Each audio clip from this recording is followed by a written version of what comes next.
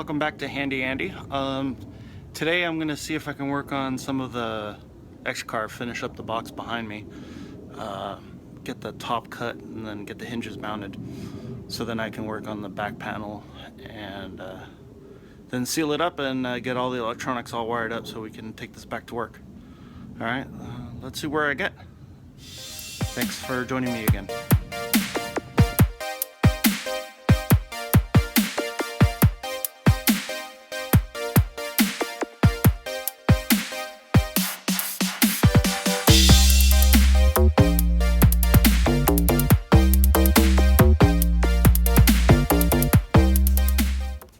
So if you remember from the last video, I put this piece here on top of here and it stuck out really far. And I was like, geez Andy, did you not measure twice and cut once like I'm trying to remind myself with? Well, if you didn't see with the tape measure, this is actually the correct width.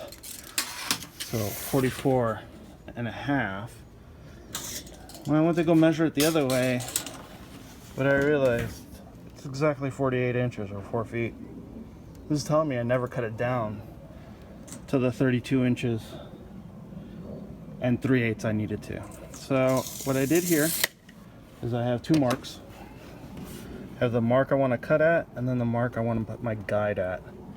Now I got this really cool guide, and it's back here in this dirty mess. Again, I'm trying to clean up all this mess here so I can get more room. That's the idea of this channel here. So I got this bad boy here from Harbor Freight, and it sits just like this. You put it in here, you line it up. See how you line it up on that second mark, and that's inches. Now, I had a hard time with this when I first started doing work, and no one told me this, but this is a Ryobi 18-volt circular saw, and there's some interesting numbers on here. There's this 4 arrow and this 1 arrow, and then these other things. So first of all, this 0 is that when it's at 0 degrees, so on the blades perpendicular to the cutting surface, you're here. Now if you're at 45 degrees, it's there. Kind of nice. And then offset, and this is actually if you have an edge guide. But these, that arrow 1 and arrow 4, mean from the inside of the blade here to the edge of this guard, 4 inches, the same here to here.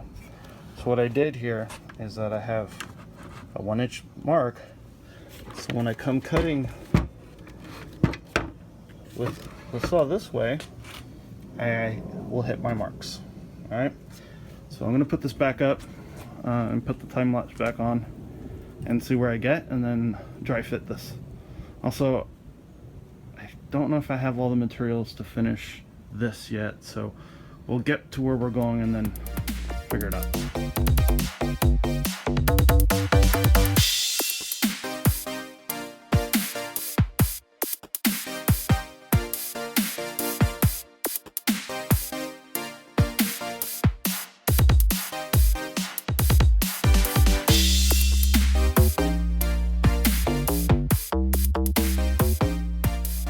Well, as you can see, I got the hinge on, and then the tie ups, you're gonna see that the screws I have are just a little too long, and I haven't had time to source shorter ones, so when you'd open it up, the screws do stick out. You can see them right there. I'm gonna put just a piece of trim, pine or something. So now what I need to do is cut the other hinge I have and place it right here on the top. So I misplaced the screws for the other hinge. I think they're in the back somewhere back here. So I'm gonna get this hinge, I'm gonna trim it up because it's too long, and then mount it up. So, by the way, this is a piano hinge. as I know it. Could be named something else. Yeah, we'll get that going.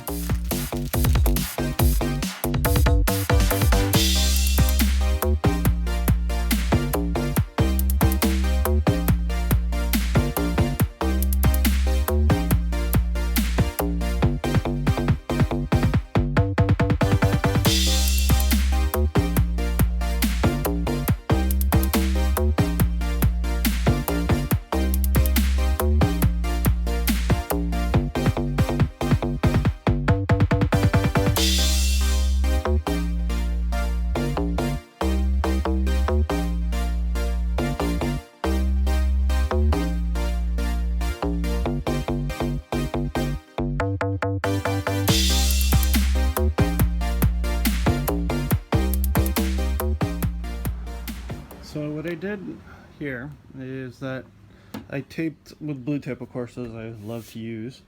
Dry fit the hinge, and I only put 4 screws in from that bag. Gotta grab that other bag from inside. And now what I want to do is I need to attach the polycarbonate to the hinge. I want to come this way so I have a flat surface on the inside, and on the outside all we're going to see is a washer and a deformated aluminum. So what I got, let's see if I have them here, are these bad boys right here, and then some washers.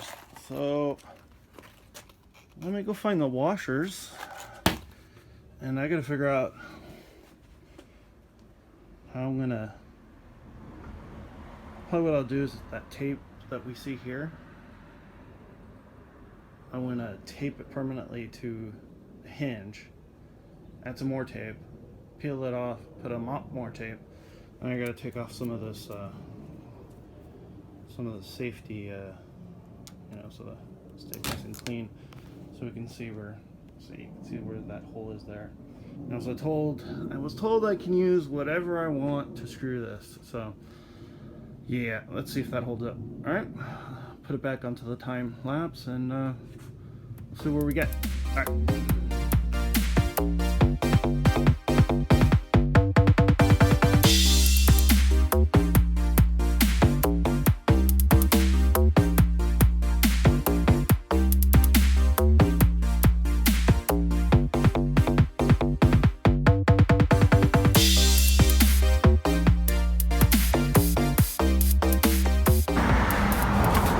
So I got it all lined up and in place. What I'm going to do is I'm going to pot rivet the 2 ends and the center first, and then do the center. Keep doing the center pops until I get them all popped in there. And I think we got this all settled in. These are 5/32 rivets. So with that, I need to find my 5/32 bit. Hopefully I have one. 5/32 right there, and yep, there we go. So let's do this. Let's see how this works. The holes are just about the same size as the drill bit. I'm gonna start out nice and slow. I'm getting really nice plastic bits when I use my drill and lathe.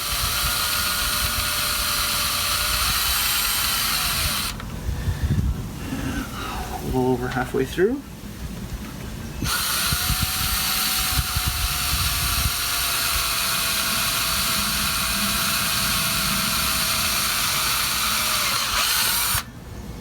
There we go.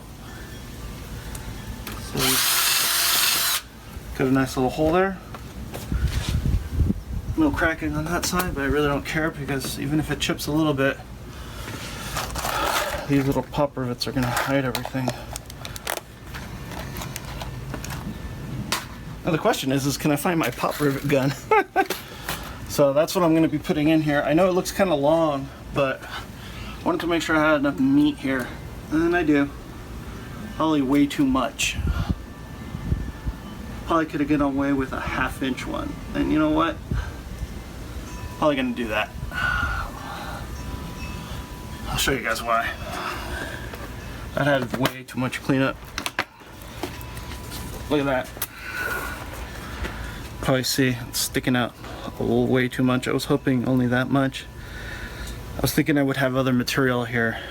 So, yeah. Just go get the other ones. They're fairly inexpensive, and I could use these for another project another day. Alright. So, let me clean up here and head over to the hardware store. So I went to the good old hardware store, Home Depot. Got some 1/2 inch, so this should work.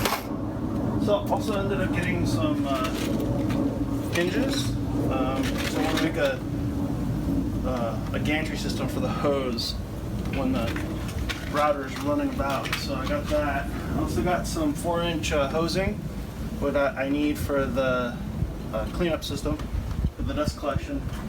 And same thing is I got a 4-inch bimetal saw, hole saw. That way I can make a nice 4-inch hole.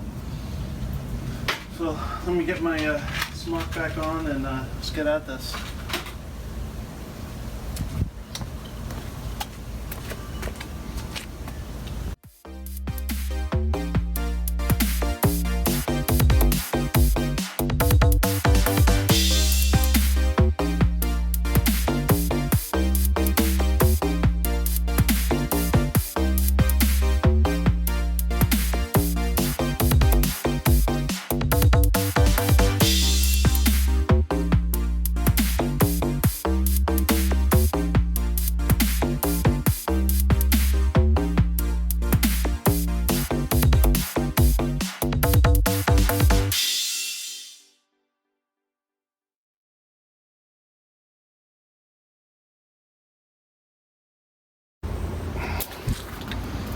Okay, so cheap ass Chinese rivet thingy, a bobber.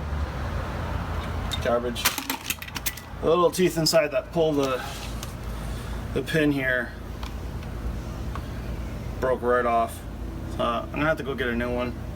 I think I may get a pneumatic one now. I don't understand why they don't like doing it with their hands. I got 8 more to do, and that was a pain. So that's it for today. I'm actually gonna go set up my video rendering box and start processing some of the videos. I already got like 3 different episodes actually on my iPhone 7 Plus. That's what's recording all this. I wanna start cranking out the videos. All right, so that's it for now. Andy over and out.